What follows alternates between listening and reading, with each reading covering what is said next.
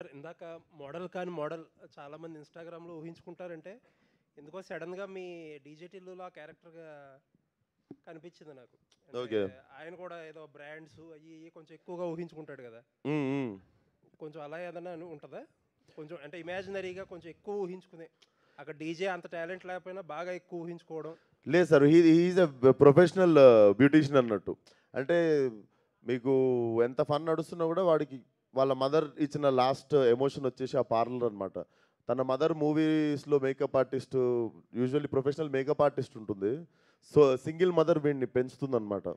అవును. So, parlour is his last thing like వాళ్ళ అమ్మ గుర్తుగా లాస్ట్‌కి మిగిలిపోయిందది. So, he wanted to choose beauty అంటే బ్యూటీషియన్ అనేది వాడు ప్రొఫెషన్‌గా చూజ్ చేసుకుంటాడు. So, oh! He is a professional beautician.